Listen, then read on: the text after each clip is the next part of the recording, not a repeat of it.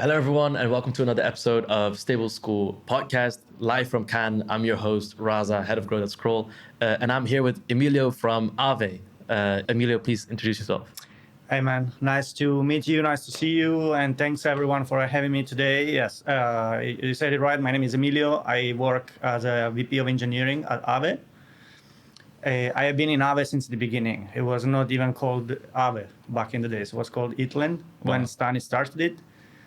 I joined like 3 or 4 months after Stani finalized the ICO, I think. And we were back in the days building a product. It was called ETHLend. That was also the name of the company, which was actually very cool. I still, when I think about it, I still think it was very cool because it was like peer-to-peer lending, fully on chain. But it was like pretty interesting because there were no stable coins. Like only stable coin was USDT, but it was on Omni-chain, not on Ethereum. So people were borrowing ETH back in the days to actually trade. And then moving forward, we renamed to Aave. We redesigned the protocol. We built Aave V1, V2, V3. Now we are building V4. I'm leading in the development of V4, and we are very close to release. So yeah, pretty exciting times. Yeah, I almost want to say Aave needs no introduction, especially for our audience, and power user of Aave right here. Obviously, love what you guys are doing. At Scroll at the start as well. But yeah, maybe if you don't mind double clicking on that journey, what has it been like going from ETHLend to Aave, and now it's pretty much like one of the leading protocols, DeFi protocols, if not the leading, in the Ethereum ecosystem. Yeah, I mean, it's been very exciting, very intellectually challenging because like a lot of difficulties to overcome. We have been growing our knowledge and our skills and our technology together with Ethereum and the rest of the crypto space, because when I joined, like the development tools and like the everything around like building on top of blockchain was very, very rudimental. There were bugs in the tools. I remember like spending weeks on trying to understand where our code was wrong, and it was not our code. It was a bug in the compiler. So just to showcase how difficult it was. Now it's much better. Now it's much easier to build like blockchain applications. It's still very, very challenging because like we are talking like protocols that hold billions of dollars of assets. And like it's a huge responsibility because that money is money that belongs to people and it may be their whole lifetime savings, So it's a huge responsibility. It's like we treat in Aave as like everyone in the DAO in general. Every piece of software that we build is mission critical software. So for us, it's like, I don't know, aerospace technology or something. We just cannot fail. One failure means that everything crumbles, falls apart. So yeah, and you guys are living up to the standard. I mean, I think that even I feel very, very comfortable recommending. So I come from the TradFi space, and when people start like out in the Ethereum ecosystem, I feel very comfortable recommending Aave. And so maybe double clicking on that. So what's the philosophy and the design behind, let's say, how you utilize collateralization, the models behind collateralization, and how do you protect users against it? Yeah, I mean, so like the core of the model on which Aave is based upon is like what Compound V1 initially primed, which is a like pool-based design, where you have various pools of liquidity and users can supply this liquidity to these various pools and at the same time use this same liquidity as collateral to borrow other assets. So this is what typically happens. People either supply for yield, so that generally it's either ETH or stable coins or other kind of assets that like show strong demand for borrowing. Or people supply ETH or LSTs or other kind of assets to use as collateral to then borrow stablecoins. What they do with the stablecoins is like most of the time is leveraging. So like it's a kind of leveraging powerhouse for users, but like the kind of leverage it changes. We have been seeing more and more users actually borrowing against their crypto to buy a car or a house. So like rather than having to sell their crypto, they maintain crypto exposure, but they also get liquidity to be able to do stuff in their everyday lives, which is pretty cool, because like this is something that you are able to do in a few clicks, right? Rather than having to go through the paperwork of a bank and like asking them permission, and sometimes that permission is not even granted. And this software works without anyone, essentially. So that's pretty cool, because like even if Aave Labs and all the service providers disappear, Aave will still be continue working as intended. So that's pretty exciting technology. And I think in security terms, well, like the protocol has a variety of mechanisms internally to enforce collateralization constraints. So when a user borrows, there are specific checks that enforce user behavior. So either repay or you get liquidated at some point, essentially. But the credit line has no time limit. So like a credit line could last 100 years. And then eventually, if the user never tops up or refills, it gets liquidated at some point because of the accrual of the interest over time. Yeah. And variability of interest rates ensures that, like, if I am a stablecoin supplier, for example, I'm getting paid depending on the amount of risk I'm exposed to. So if there is a lot of borrowing demand, a lot of these stable coins are borrowed out, usually interest rates rise to signal that there is more need for liquidity. So if you end up in a situation where all the liquidity is borrowed up, for example, then interest rates rise quite a lot to incentivize more people to provide liquidity, or to incentivize borrowers actually to close their positions and give back liquidity to the pool that can be used for a user to withdraw. Like, I think in 6 years, maybe only once happened that like we were in a situation of liquidity crunch, mostly because of market conditions. And yeah, in general, like Aave, the protocol went through a lot. Like in this like 5-6 years, we had the Black Friday, if you remember, 2020, I think, or 20. Yeah, when it dipped radically. Yeah, when like there was a 21. market crash of like 60% in 2 hours or something like that. Yeah. And Aave back then, it was very, very new. Like we had just released a few months before, and the liquidation market for liquidations was very inefficient. So it was rather complicated to have everything in order. But the protocol worked as intended across all that happened in the last 6 years. So yeah, that's pretty cool. Yeah, so actually there's two things that you mentioned I want to double click on. You mentioned, if Labs goes down or it's not there anymore, the protocol would still like, function and work as intended. Governance is a huge part of that, right? So yes. Could you like explain a little bit, like how does Aave governance work? Like what is the intended purpose for governance? Yeah, I mean, the Aave governance has a few roles. The first one is ensure that the protocol is safe. So like Aave, for example, has been built with a mindset of upgradability for a certain reason. And the reason is that like we have been starting the development like 6 years ago, and technology, even the lower layers are changing still as of today very rapidly. And like we get like hard forks of Ethereum all the time. We get new L2s. L2s gets updated, like new opcodes, like optimizations, and so on and so forth.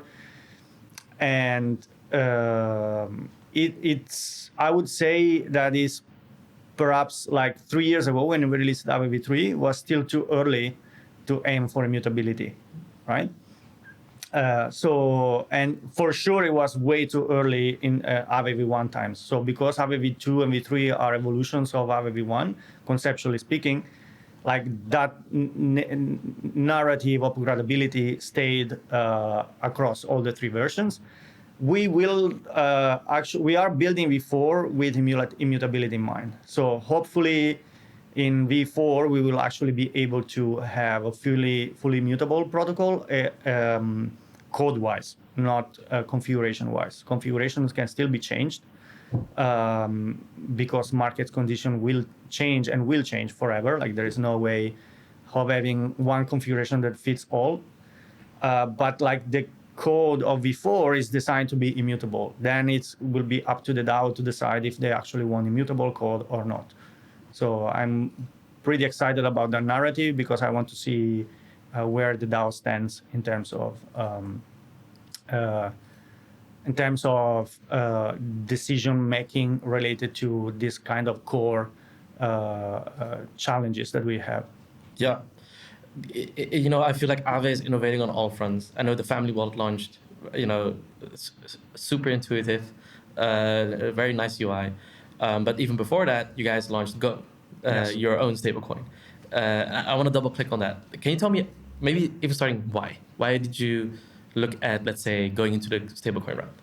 Yeah, I mean, like the main reason why the DAO thought of launching a stablecoin or wanted a stablecoin in the family of Aave products and technologies is that like Aave at the moment offers borrowing of basically all the most liquid stablecoins on the market: USDT, DAI, USDS, Frax.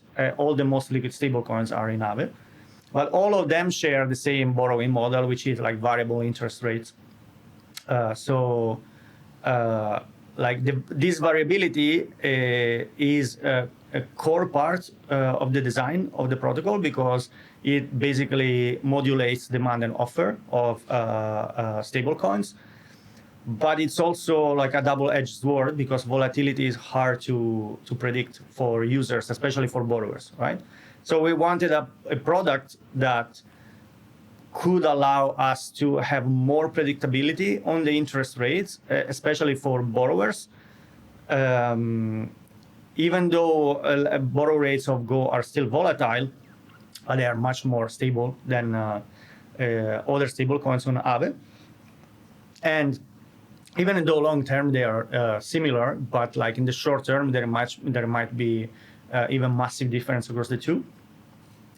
And also, like even when it changes, it gives the possibility to users to, for example, understanding what's happening by following the governance forum, where like usually decisions to rise or lower interest rates are published before ahead of time.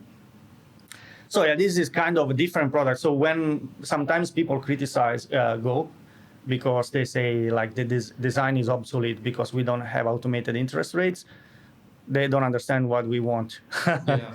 Because like the goal was actually not to have automated interest rates, but predictable interest rates. Stability. Yes, exactly. Yeah. I mean, as much as stability as we can have. It's having fixed rate and like perpetual positions that never close. It's impossible. Yeah. You cannot have both. You can either have variable interest rates and perpetual positions, or fixed terms and fixed duration as well. Yeah. That works. So that was the idea, to have something that borrowers could use with more predictability compared to what other stablecoins we have on Aave. But then again, GHO is much more flexible than that. So like the Aave integration is just one of the many that will come with Aave V4 and other things that we are building.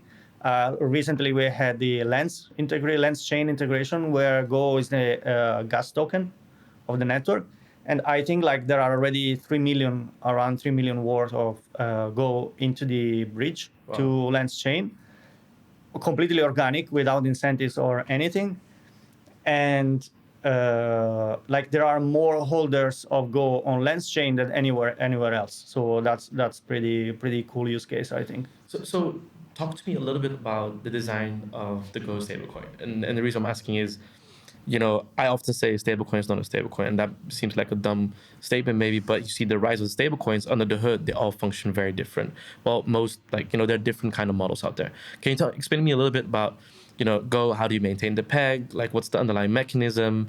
Which model does it come close to? Yeah. So the idea that we had designing Go was that we kind of think that a purely decentralized stablecoin that only comes from endogenous crypto like technology, so meaning that it's fully decentralized. I will not say it's impossible, but it doesn't scale. So you have kind of a trilemma between security, scalability, and decentralization when you build a stablecoin. And I don't think there is actually purely decentralized design that will allow a stablecoin to scale to trillions, right? Because that's the aim. Like, we can design a fully decentralized stablecoin like Liquidity. It can possibly reach at times maybe in the range of billions, but it's never going to scale to the likes of USDT or USDC or what stablecoins will be in a few years, where maybe we will have $1 trillion worth of stablecoins on chain. So it kind of, the core design of Go was kind of stems from that idea that we have, that a fully decentralized stablecoin that can scale is basically impossible. That said, what we want to do with Go is we introduce this concept of facilitators. So there is not only one single way of creating Go. So being able to mint Go on Aave is one of the possibilities that you have, essentially. And this possibility doesn't preclude other possibilities. So thanks to this facilitator architecture, which is kind of similar to what Maker is doing, even in our design is basically very explicit. It's made to do that. Like, Maker can do it, or Sky, I don't know how to yeah. They can do it with their D3M modules, very similar, but our design is embedded into the core design of the stablecoin. So just to be clear, you can go into Aave and then deposit, I don't know, USDT, and mint Go. For example, yes. But you can also go, there are the GSMs, for example, that can mint Go on the fly. There are, one thing that I'm very excited about is that we recently proposed to the Uniswap DAO to build a facilitator for Go that will allow Uniswap LP liquidity providers to mint Go against Uniswap liquidity positions. I'm pretty sure at some point there will be service providers offering centralized minting of Go against traditional finance, money market funds or whatever.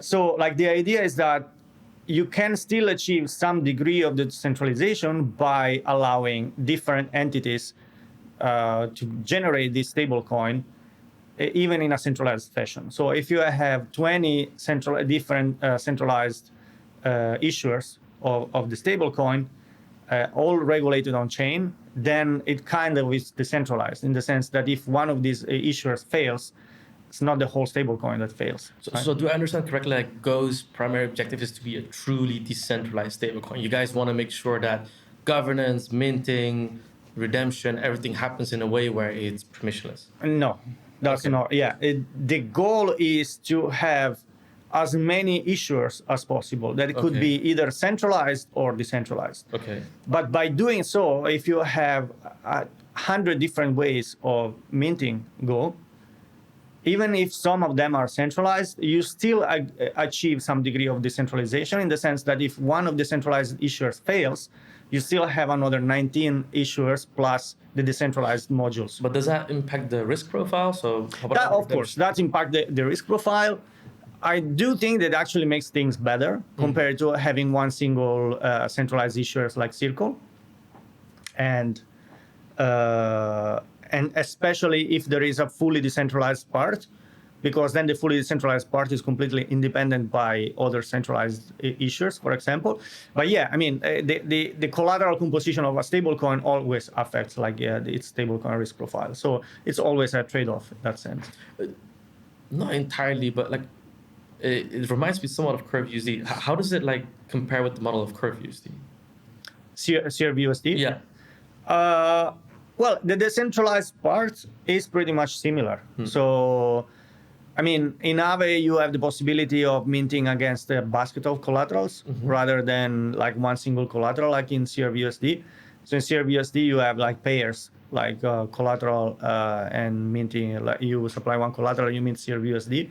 So if you have 10 different collaterals, you end up with 10 different positions, which sometimes is painful to manage. While if you do in Aave, you basically can have a heterogeneous position with like 10 different collaterals and only one outstanding debt, which makes things easier, like to rebalance collaterals and stuff like that. Otherwise, like it's still the decentralized part, at least, is still pretty much similar in conceptually. So it's an over-collateralized, decentralized stablecoin. But again, like we don't necessarily need to stick to this one. We can build other ways of minting it against RWAs, against Uniswap LP shares, or other decentralized exchange against RWAs, against anything. So yeah. Any plans to like license it, or is it licensed at the moment? No, I think like this should be like DAO's job to actually determine what are the best ways of generating Go. Yeah. So I would say regulating it. Yes, I would say that like the DAO should supervise like who can mint it and on which proportions, and actually manage. So if a minter is particularly successful, then like probably allocate more capital to let it scale. And at the same time, if a minter is not successful or misbehaves, then you can reduce or eliminate the exposure completely. So yeah. So what would you say the primary use case and target audience for Go is or are? I mean, that's like in general the same as any other stablecoin. So stablecoins as a mean of payment, stablecoin for yield generation, stablecoin for on-ramp, off-ramp, real world back to crypto, and crypto back to real world. We are exploring, like, for example, like I mentioned before, but like the usage of Go as gas token for Lens network for us is very big use case, even if it's not that big yet on chain.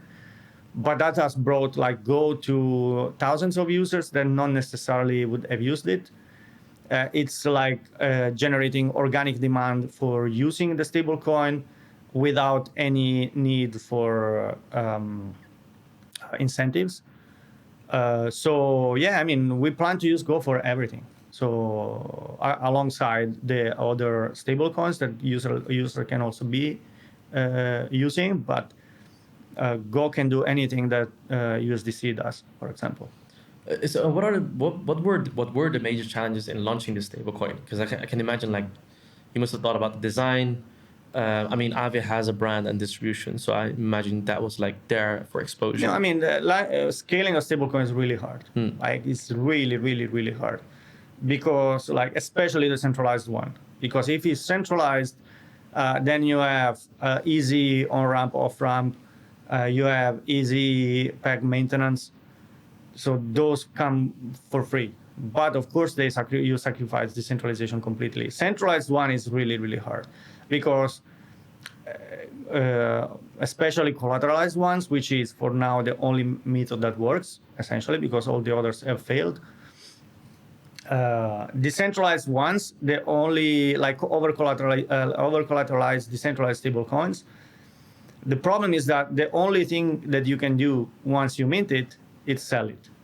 So it's inevitably, every time a Go is generated, it's inevitably a short, right? So every time you borrow a stable coin, you are shorting it.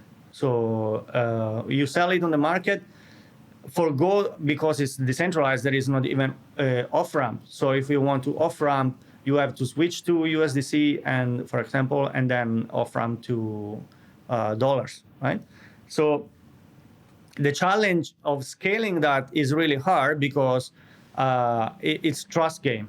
Yeah. So you need to be able to tell people that holding this stablecoin is safe, that the stablecoin will not go to zero, right? Because it can go to zero, even if the design works and there is nothing wrong with it. Like lack of trust can make it so that the price of the stablecoin could collapse very easily because of the design itself. Yeah. So double clicking on that, how do you manage the risk? It's like it's more of a BD game. So like it's creating a use case for it. So creating demand so that people wants to buy and hold your stablecoin because there is something to do with it. So the first, I always say that the first real use case for a new stablecoin is to be able to sell it for other stablecoins in a organic way. So what I mean is that if I mint a new stablecoin and there is nothing that I can do with it, neither sell or have destination for you. Yeah, I mean, like it's basically useless, yeah. Right? So if the market is not liquid enough, if I mint the stablecoin, I will crush the price because I try to sell it and I will not be able to. And this is the major challenge, and this is the first real use case that a stablecoin can have, new stablecoin can have, which is selling it for other stablecoins organically. So if you are able to do so, it means that there is a liquid secondary market. Now, to have a liquid secondary market, you need to convince people to actually hold this stablecoin, which is not easy because, like, then if you have not minted this stablecoin, but you want to buy it on the market, then your question is going to be why I'm buying it, what I can do with it, right? So to be able to have a liquid secondary market and to swap to other stablecoins, the first, it's completely a game of growth, hacking, and business development. So trying finding opportunities that make it so that there are entities or people that want to hold your stablecoin and put into liquidity pools. And if someone is swapping another stablecoin, for example, your stablecoin to USDC, so you are getting your stablecoin in exchange, they are not going to be worried that they can redeem this stablecoin at any time. And then after that, like you start building on top of that to actually create more use cases. So we created esGHO, which is like the primary saving method for Go holders. And I'm assuming that generates yield for Go holders. Exactly. And yes. Can you double click on that mechanism? Yeah, I mean, it's just redistributes to Go holders part of the interest that is generated by Go. Right, because you deposit collateral. Exactly. So what you do with the collateral? So when borrowers pay for borrowing Go, the DAO gets the full interest. So compared to people borrowing USDC, where maybe you get 10% of the interest generated. So because of that, essentially you have margin, and because other stablecoins, because the stablecoins is being used for other stuff as well. So for example, ETHLend, right? So you will have always people that are looking for yield, and that you can use a part of the interest that is generated by borrowers to actually reward these people and provide a competitive interest rate based on the fact that it's not going to be the total supply in there. Otherwise, like, it would be a net, like I just apply to get the interest back. It doesn't really work. But because there are other use cases, so LensChain, there is the GSM, there is like liquidity pools, there are other protocols that offer incentives on top of Go. Then like some people prefer to do this stuff, and therefore like there is margin for people to provide liquidity into esGHO, essentially. Are there any like protocol trade-offs between like high yields and stable yields? You just mentioned like, the design of Aave where, depending on how in demand an asset is, obviously like the interest rate goes up if it's borrowed a lot and then go down. Like, how does this impact like the performance of the protocol? Or do you incentivize it in a certain way, or do you like let the market do its thing? It's kind of reconnects to what I briefly mentioned before about like stable versus variable, like fixed versus variable interest rates. That you cannot really have a perpetual position that pays fixed interest, because like the market condition change. Therefore, you should be able to adapt the interest rates according to borrowing demand at any point in time. So because Aave positions on Aave are perpetual, they never close unless you get liquidated or you repay. Like we cannot have with this design fixed interest rates. Otherwise, you would end up in a situation where either you are not competitive with market positions, so nobody's borrowing, or you are very competitive and all the liquidity is borrowed up. So the only other way to do so is fixed rates and fixed terms loans. So we are thinking of building something that is fixed rate, fixed terms on top of Aave. And essentially, the idea is that you basically get if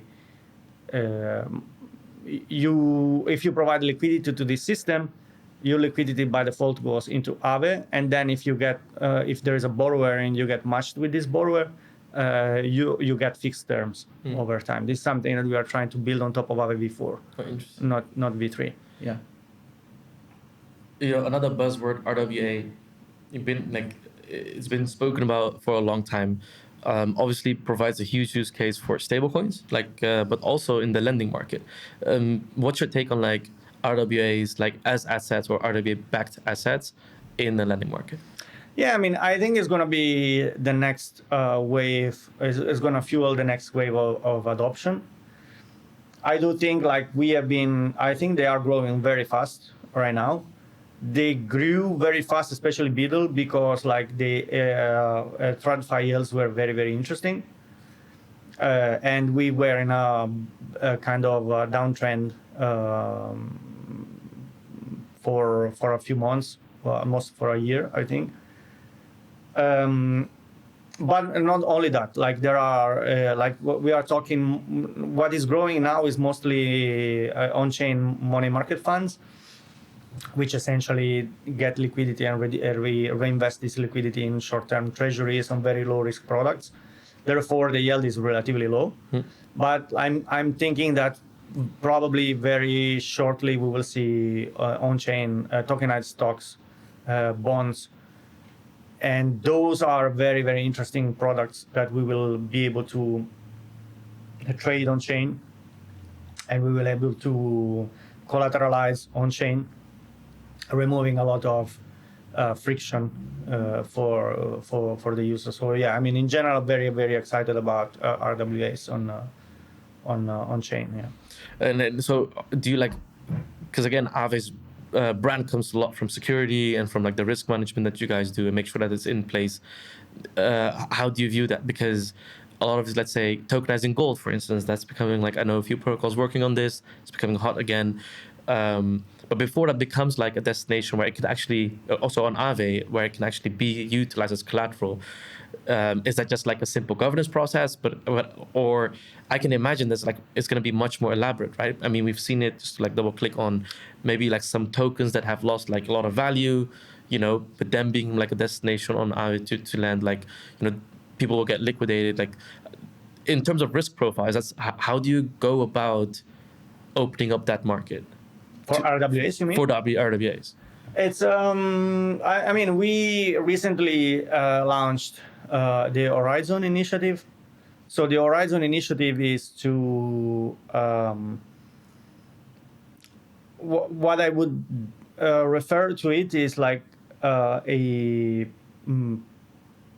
Aave friendly fork with a focus on hardware, on RWA assets. As But it's not, collateral. yeah, but it's not only that, because like with Horizon, we want to actually start launching also traditional finance products to then be able to tokenize this traditional finance. So that's why it's not just another market, but like a more comprehensive initiative. Like we really want to go heavy on RWAs. So the collateralization part is just a small part of it. Like the rest is going to be beneficial for Aave, of course, because we are planning to work with the Aave protocol very closely. But it's not necessarily something that the Aave DAO could do that easily, because there is a lot of compliance work, a lot of regulatory uplift. So this is why we decided to do it this way, and this is what we are trying to achieve. So the first product is actually going to be an Aave market with RWAs as collateral in it. But this, of course, is just the first step. So for this, like all the Aave Labs will do all the legal heavy lifting, and then Aave Labs will, because this market is inherently centralized, because all these RWAs are. There is still a permissionless part of the market, which is stablecoin supply. So stablecoins will be possible to supply them in a permissionless way. Because it's inherently centralized, Aave Labs will maintain what we call executive power over the market. So we will decide how to list the new assets, what the risk profile of those assets are. To ensure security. Yes, to ensure security, and because of the provided technology, plus operational support, the Aave DAO will offer operational support. We will be basically sharing revenue out of this 50-50 with the DAO. So this is cool because like it's built on Aave technology, but it's no way exclusive. So if some other service providers want to build like their own RWA initiative, they are very welcome to do so. And actually, I think like at the moment, Aave is a bit lagging behind, even though it's still very early, so it's fine. But in terms of RWA adoption, Aave is a bit lagging behind compared to other protocols. So yeah, with Horizon, we definitely want to flip the script. Gotcha. And so, I mean, with all this growth, right, new capital coming in, Aave is obviously becoming huge. And then how do you look at the regulatory, or how does Aave look at the regulatory landscape, especially with US changing, becoming much more friendly? Is it a concern? Is it not a concern? It was a concern like for you recently. Until like last year, it was very much of a concern. So now everyone feels a bit more relaxed, and rightfully so, I think, because like, I mean, it's clear that in terms of attitude towards the crypto space, things have changed dramatically. I was saying last year that like a few years ago, because this is a work that we started years ago, not now. But years ago, you would go to an institution like a bank or like a traditional finance asset manager, and would talk about crypto, and they would like be no, thank you. Yeah, exactly. And now it's the opposite. Now is actually them looking for ways to enter the crypto space. So I already said last year, I think during Stable Summit, I said the same, and now it's tenfold compared to last year. So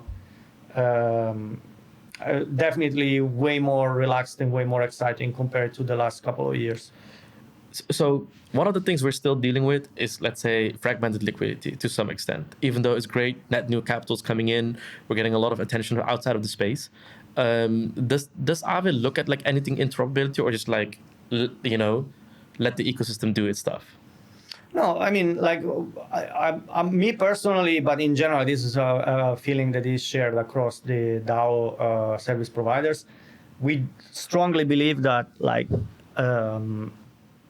risk management, like capital fragmentation and risk management, are very, very closely related and tied, because the more you want to be exact on risk management, the more fragmented liquidity has to be. Yeah. Because you want to limit as much as you can exposure. Other protocols have decided to go this way.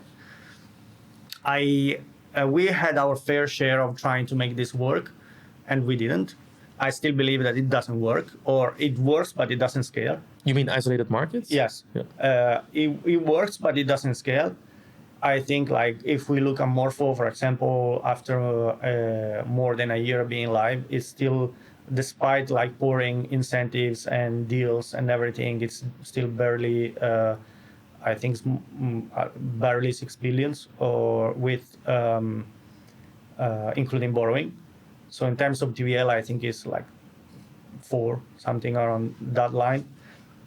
And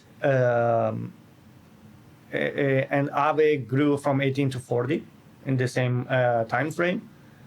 So I still strongly believe that, like, you cannot sacrifice capital efficiency and for risk management. You have to find a compromise that makes this work. At the same time, like, what we have noticed is that being able to position themselves in different parts of the yield and risk curve is something that institutions like very much. So this is something that at the moment is not possible in Aave, or it's possible, but there are not that many options. So, like, if you want, for example, risk diversification a little bit on Aave, like on Ethereum, you have 2 markets, Aave Prime and Aave Core. Otherwise, like, you have one, in general, you have 1 market per network. So this means that if I'm looking for yield or as an investment strategy, I either subscribe to the risk profile of Aave. So I either I'm okay with all the collaterals that Aave has, I'm okay with all the risk parameters, or I need to go look for opportunities somewhere else. This is something that we are going to change with Aave V4, because Aave V4 will still maintain the same module, the same model of pooled liquidity, but there are going to be some massive change in the architecture. It's completely new. Is there something you can share? Yes, sure. So, like, compared to Aave V3, where the protocol is monolithic, so we have Aave V3 is basically a market, sure, right? Yeah. So when you deploy a market with its own risk configuration, its own set of assets. It starts from empty, then people start supplying, other people start to borrow, and so on and so forth. So the challenge with it is that the only way that you have for borrowing is I supply collateral into the protocol and then I borrow, right? So it's not very friendly to other borrowing strategies. So one example of borrowing strategies that has been very asked for is, especially for institutions. Institutions don't like the fact that their collateral goes into a pool with other assets of unknown origin, right? So they want to be able to keep their collateral somewhere where it's relatively safer, like it's not borrowed out, and it's not mixed with other assets, even though mixing is not the right term, but for the sake of simplicity. But at the same time, they want to be able to borrow. So one easy option is, okay, let's have collateral, keep your collateral in a safe. We plug the safe into the Aave protocol, and then we allow you to borrow from the safe. Your collateral stays on the safe. The collateralization constraints are in the safe, right? We cannot really do that easily on V3 at the moment, because V3 doesn't have this possibility of allowing people to, or other strategies to access liquidity in a very simple way. We could possibly do with some tricks, but it's challenging. It's not built to do that. So Aave V4 is built actually to do that. What we did is that we split completely the liquidity provisioning and yield layer from the borrowing part. So the yield layer is a module that is completely independent from the way liquidity is borrowed out. So it keeps track of everything, keeps track of the supply and borrow caps, it keeps track of the interest rates, it keeps track of the user accounting, and so on and so forth. But it doesn't know how this liquidity is borrowed out. There are only, this is called liquidity hub, we called it. So the liquidity hub doesn't know how this liquidity is borrowed out. It only knows that it gave out some liquidity and some other amount should come back with including the interest. So you have a liquidity layer. Exactly. That's separated from how the actual market operates. Exactly. So that the cool part of this is that now we can actually abstract and plug and play borrow strategies. So we will have on Aave V4 like a borrow strategy that actually works, like today's Aave V3. Then we can have a borrow strategy like Vault borrowing strategy, where you plug your safe into the system. The system registers a hook into the safe, so that if you are borrowing, you cannot take out your collateral, and then you can borrow from Aave even though your collateral is not in Aave, is in a safe. Interesting. So, or the Uniswap LP shares borrowing that I mentioned before. So it's actually compared to the past where you had to tokenize liquidity positions to be able to borrow in Aave. Now the borrowing logic is actually into Uniswap. So we extended Uniswap to let people borrow from Aave. So help me understand how this works against like Morpho, who's going heavy in the vault curation like layer that can like attract liquidity, and then you have also these different markets. You know, it can even go outside of Morpho, I believe. What would be the main difference between Aave V4 and Morpho? Yeah. So Morpho is lending pairs, right? So you supply one collateral, you borrow an asset that can be USDC, for example. Aave V4 is still pooled model. So you still have pools of assets, but first of all, like it's going to be very flexible on borrowing strategies. Oh, which means you don't have to like set the pairs. Yes, exactly. Yeah. You can make it behave exactly like Aave V3 today, but you can also make it like extend with other borrowing strategies that today don't exist. So, interesting. And all of them plugged in the same liquidity layer, accessing the same liquidity, which hopefully should increase demand compared to today, right? But the second more interesting thing, in my opinion, is that because of this design, some features that in Aave V3 were actual features built into the code come for free out of the architecture. So wait, so help me understand. Anyone can spin up a V4 market or V4? Yes, but that's another. That's like, okay. Yeah, that's like we also built it to be potentially permissionless. Okay. Okay, but that's another thing. What I was aiming to is to better highlight the difference compared to Morpho. Yeah. Because what we wanted is also risk diversification, right? Like being able to tell users, you know what, you want 8% yield by letting people borrow against SUSD. Now in Aave V3 you cannot do it, but in Aave V4 you will be able to do it. The way that we will be able to do it is that we have designed it in a way where if you have multiple liquidity hubs, which is basically equivalent to multiple markets in Aave V3, what you can do is you can have a market, for example, for Ethena SUSDE, where you'll only list SUSD and USDC. And when you deploy it, it starts from scratch, right? From zero. But what you can do is that you can take this hub and you can connect it to the main hub where there is a lot of liquidity. And so that people actually, when they want to borrow, if the market is empty, they can start borrowing from the main hub where there is a lot of liquidity, right? But this also means that if as a user and that search looking for yield, I want to supply directly against Ethena, I can do it because I can just go directly to the Ethena hub and supply USDC. Therefore, I will get exposure directly to Ethena and a higher yield.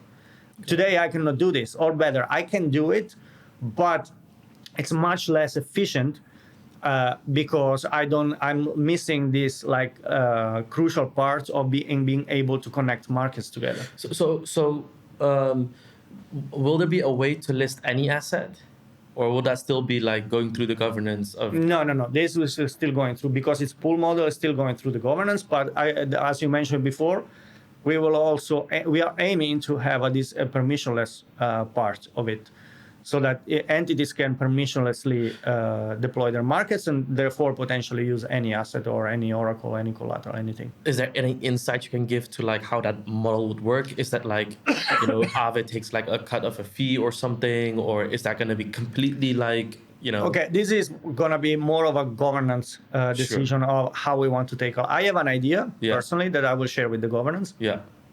Where I don't personally like the model of Morpho saying we are just infra. I don't care, whatever happens, not our responsibility, it's the user responsibility, even though it's essentially the only thing that you can do if you are allowing full permissionless access, because it's permissionless. So it is true that you actually don't have any control. It just doesn't sound good, right? And when things happen, this is not like a lot of people try to make the parallel between trading and lending. They are different. Like, you cannot make this parallel, because trading is on-off action. I just traded and I will never maybe touch that pool again. But lending, if I'm lending liquidity, maybe I stay there for a year. If I'm borrowing, maybe I will manage my position for 3 years. So it's users behave drastically differently in lending protocols compared to DEXs. Therefore, saying we are like a DEX, we are immutable, we are permissionless, so whatever happens is your fault, we don't care, doesn't really work with users in the lending space. But you must be able somehow to do so if you want to give also permissionless access to the technology. So the way I see it is that, and the way we will propose to the DAO to actually move forward on this, and what also Aave V4 enables, is that we might have, for example, a permission infrastructure with which with one click you can deploy an Aave market, and with your own set of collaterals and everything, configuration. But you can also have Aave curated markets. So essentially, Aave becomes a big risk curators, where it will curate its own markets, but also markets that have been created permissionlessly that respect a certain set of rules, right? So if I create my market permissionlessly and then I set my risk configuration in a certain way, I set my oracles in a certain way, I operate the market in a certain way, and I'm willing to work with Aave DAO risk managers, for example, then my market can become like Aave curated, gets different positioning on the front end, gets access to, I don't know, all the tools of the Aave DAO, get access to liquidity from the main hub to scale it further, and so on and so forth. So you would have this clear distinction between Aave curated and Aave permissionless, and like very, very clear understanding that interacting with Aave permissionless markets is at your own risk. The DAO has nothing to do with them. And this is more of a matter of educating and informing user properly, while at the same time not having to stifle like permission and block permissionless innovation. This is the way I have in mind. It is not set in stone yet. So like it will be discussed with the DAO. It's like more, I might also expect that some people don't like the idea at all. Like they just will be like, we don't care about permissionless integration. We want just like easy to adopt technology, but everything that is Aave must be Aave curated. Yeah, okay. I mean, that's the beauty of governance. I mean, there's a forum to discuss, and it gets voted on. Yeah. Honestly, personally, I'm very excited when I hear this, because at Scroll, we're actually working right now very, very heavily on a liquidity strategy, and offline we'll talk. I think that this is I think I love seeing the space moving forward. I know Steiny as well. Like, whenever I tweet about Aave, he always retweets. He's a very yeah, it's wild how a founder is still so hands-on. Oh no, Stan is crazy. And still like pushing Stan is forward. still as the excitement, as the involvement of the first day. Day one, Like, yeah. I actually saw insane. when you said that example of someone borrowing like on Aave to pay for the car. I see Astan tweet these things all the time. Yeah, I see no, but like he really does everything. Like he still carries like the swag bags to the venue and helps us putting them together, and he still has the excitement and the involvement of day one. Yeah. Me, I'm a bit more tired. Well, 6 years in crypto, 60 years in real as an life. engineer, like I remember the first days, like I could not sleep because of the pressure of like, it's very like it's a bit like a surgeon, you know, like you need to be really On the ball. Yeah, I mean, at some point you need to kind of desensitize from it, otherwise you go crazy. Yeah. Like the pressure that you might have at some point it's insane. So Emilio, this was absolutely phenomenal, but I do have one more question before I let you go. What excites you the most about all things stablecoin? Honestly, is the potential of truly bring this to everyone, because we have been trying for a long time. For a long time, we were thinking that maybe it's not possible, but now we are seeing that maybe it's possible. So that's pretty cool, and I think that will open up to that's going to be a net positive for whole humanity. So that's exciting. Yeah. Well, I mean, I really appreciate you joining. Learned a lot about Go. I mean, Aave is an OG protocol, so that didn't need an introduction. But V4, I can see you're excited about some of these things that are coming. I definitely think that it's the next generation. I think that Aave never stops innovating, so that's like super excited to see. And yeah, again, thank you for joining. You're welcome, guys. Thank you for having me.